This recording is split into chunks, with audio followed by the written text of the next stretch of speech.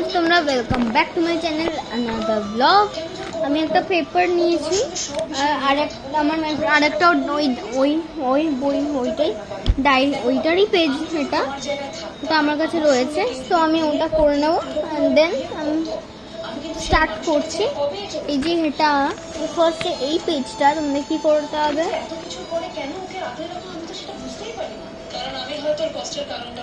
তখন ফার্স্টে এইভাবে করে যখন তোমরা পাখা বানাও এইভাবে করে বানাতে পারো। আমি এটা বো বানাচ্ছি, পেপার বো।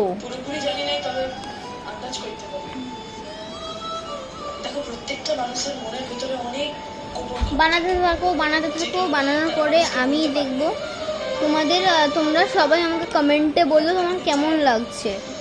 আর আমি এটা বানাচ্ছি খুবই ভালোভাবে। আর তোমরা দয়া করে যদি ভালো লাগে একটা ভিডিও মানে লাইক সাবস্ক্রাইব করে দাও আর আমাকে কমেন্টে জানিও কেমন লাগলো। আচ্ছা, এই যে ইনি যখন এসেই গেছে, মিকমাই ছদি দিদুন, মানে আমার মায়ের মা, মানে আমার দিদা, তার মাসি, মানে তার বোন, ছোট বোন। তো মানে আমি ওনাকে ভালোবেসে ছদিদুন বলে ডাকি। আর এখানে তোমাদেরকেও তোমরাও নতুন নতুন মানুষকে দেখছো, আমার ফ্যামিলি মেম্বার্সকে। এবারে এইভাবে করে করতে থাকবো আর তারপরে হয়ে গেল তোমাদের এটা রেডি। ওকে, এক মিনিট। সবাই জানে যে রায়ন তোমাকেই ভালোবাসে, মুখে হয়তো বলে উঠতে পারছে না। আর তুমি তো রায়নের প্রবলেমটা কিছুটা হলেও ধরতে পারছো। তাহলে তুমি কি ওকে বাচ্চার দায়িত্ব দেবে?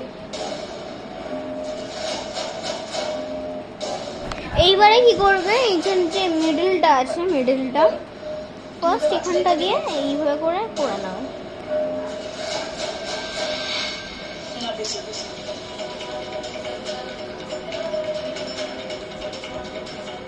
আমি সেটা করতে পারবো না। ওমা, কেন রে পারলি দিদি?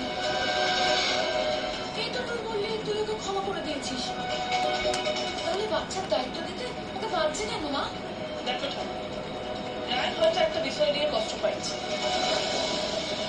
হয়তো ওর জীবনে একটা সমস্যা রয়েছে ভালোবাসা করছি। এক মিনিট, এই ব্লগটা করে দিই। কিন্তু সবচাইতে ওরা ভালো করে 3 বার করতে হবে। খেয়েছি। এবার এটার যে বাকি স্পেসটা ছিল এটা খুলে দিতে হবে। আমি আমার সাধ্যমতো ওর সাথে ফাইট করব, কিন্তু যতদিন না রায়ন এই প্রবলেমের সলিউশন বের করে নিজে থেকে এসে আমাকে ভালোবাসার কথাটা বলছে, ততদিন আমি বাচ্চা দায়িত্ব দিতে পারবো। এই যে বো হয়ে গেল। এবার আমি ভাবছি কি করে, ও গ্লুও রয়েছে, গ্লু।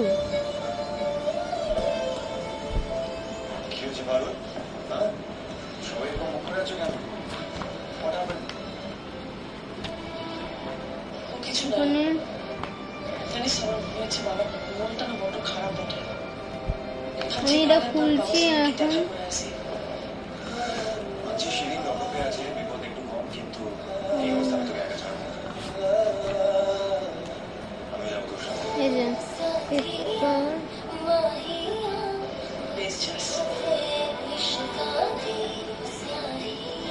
এটা পেপারটা নিয়ে নেবে, পেপারটা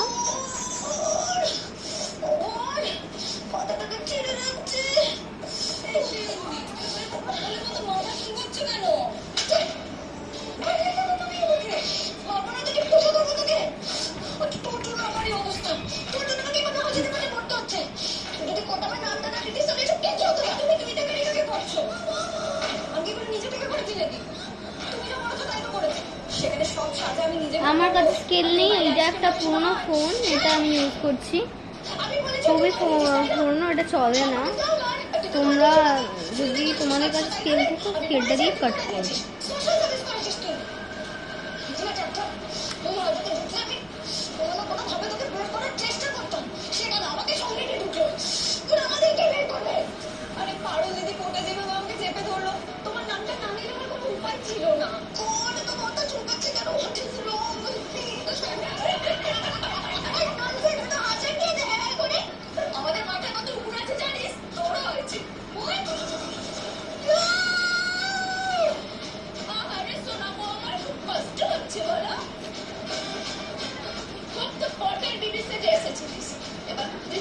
বাসা নিয়ে বেরোবো। শোন, কান্নাকাটি করে কোনো লাভ নেই, বরঞ্চ আমাদের মতন অভ্যেস করি। ডাস্টবিনে ফেলে আসো। কারণ হাজতে নিজের ইচ্ছে ঢোকা যায়, আর বেরোনোটা উপরওয়ালার হাতে থাকে। তুমি কোথায় প্লিজ আমাকে নিয়ে যাও, আমি বাড়ি যাবো, প্লিজ টেক মি ব্যাক।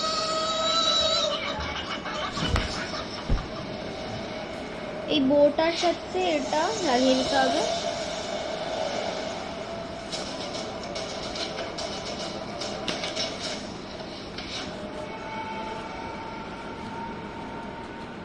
না, এটা তারপর এইটা মোটা এত করার পরে এইভাবে করে ফোল্ড করতে থাকবে, যাতে খুব সব থেকে এটা হয়ে যায় শর্টেস্ট।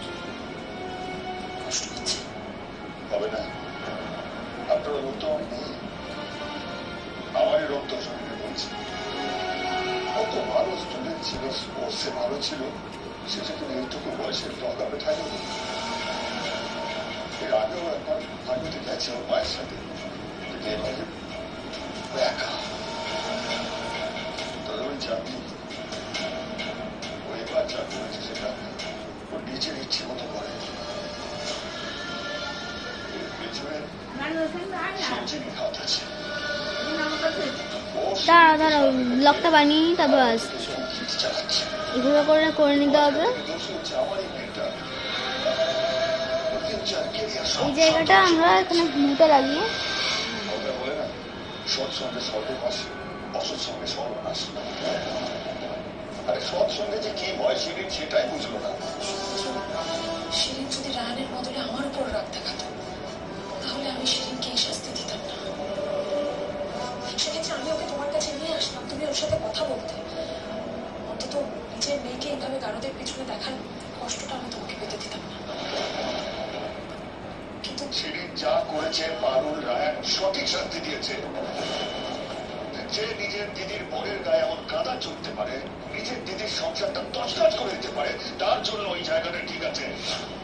ওরা আমার সন্তান যে আমায় দুঃখ দেবে সেটাই তো স্বাভাবিক, কারণ শিরিনের শরীরে শিঙ্গিনীরও রক্ত রয়েছে। শিরিনের জন্য আমাকে আরো আরো অনেক দুঃখ পেতে থাকে। সহ্য করে নেবো, এটাই আমার পাপের ফল। বাবা,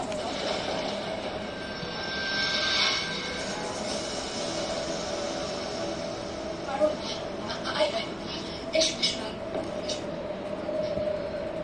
রায়ান, তোমাকে দেখে যে কি শান্তি হচ্ছে আমার। আমার মেয়েটার জন্য তোমার এরকম দুর্ভোগ গেল। ক্ষমা করো। I'm so sorry. আরো অনেকটা পেজের অনেকটা রয়ে গেছে, এই ধরনের ওটা করবো আমরা বাকিটা। বসো না। আচ্ছা, চা খাবে তো? আমি নিয়ে আসছি না। তুমি কেন সরি বলছো বাবা? এটা তোমার একার ব্যর্থতা নয়, এটা তো আমারও ব্যর্থতা বটে। আমি তো তোমাকে প্রমিস করেছিলাম বাবা, যে সিনের মনে চেতনা আমি জাগ্রত করবো। ওর মনের কয়লা সরাই দিয়ে ডাস্টবিনে ফেলে আসছি। এটা তোমার মনের ওয়েস্টেজ। দুঃখটা বুঝে। তোমার পিটি হিসেবে, সিরিনের দিদি হিসেবে আমি নিজের কর্তব্য পালন করবো, কিন্তু আমি তো কর্তব্যটা পালন করতে পারলাম না বাবা। বিশ্বাস করো বাবা, এসেছি। আমি সত্যিই চাই নাই যে দেশের হাজার হাজার সংস্থার গ্রামে থাকা এখানে সিরিয়াল চলছে আমার, যে তোমাদেরকে দেখালাম চৌধুরী দিদুন, তুমি সেই উনি এখন একটু সিরিয়াল দেখেন। তোমাকে আমার ওই যন্ত্রণাটাই দিতে হবে। আমি কি করবো বলো তো বাবা? এটা এইভাবেই আবার করবে। আমার স্বামী মানে রায়ের বছর সম্মান দিয়ে টানাটানি শুরু করেছিল। কি করতাম আমি বলো? বাবা আর স্বামীর মধ্যে আমাকে বাধ্য হয়ে স্বামীকে চুজ করে দিতে হবে। আমি কর্তব্যটা পালন করতে পারলাম না একদম। সরি, তারপর ওই পুরোনোটা নিয়ে একটা ক্ষমা করো বাবা, প্লিজ। চল ভাই, চল মানে কোথায় যাবে? আমরা শিরিনকে ছাড়িয়ে নিয়ে আসবো।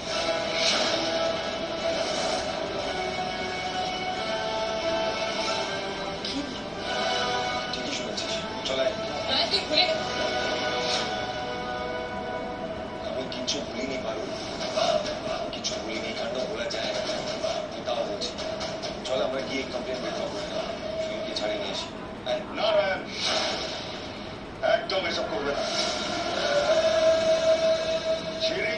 করেছে তার যোগ্য শাস্তি ও পাচ্ছে।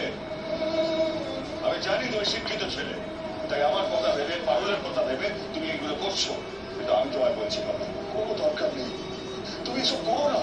না করে কোনো উপায় আছে কিনা? যতদিন শিরিন বরাদের ওপারে থাকবে ততদিন আপনারা ওকে নিয়ে কথা বলবেন, কষ্ট পাবেন, চোখের জল ফেলবেন, সারাদিন শিরিন শিরিন করে যাবেন। শিরিন এই ল্যান্ডারটা ডিজার্ভ করে না। ওইদিকে শিরিন এই ল্যান্ডারটা এনজয় করবে, আর এদিকে পারুল হেরে গিয়ে দুঃখে কাঁদবে। আমার জন্য সেটা আরো unacceptable. I can't allow that.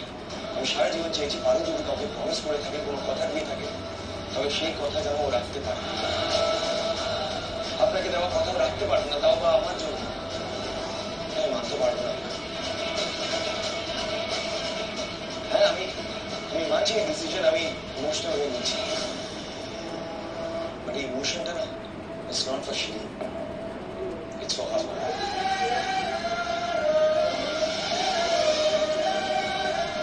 আমি শিরিনের জন্য শিরিনকে বের করাচ্ছি না, আমি যা করছি পারুলের জন্য করছি।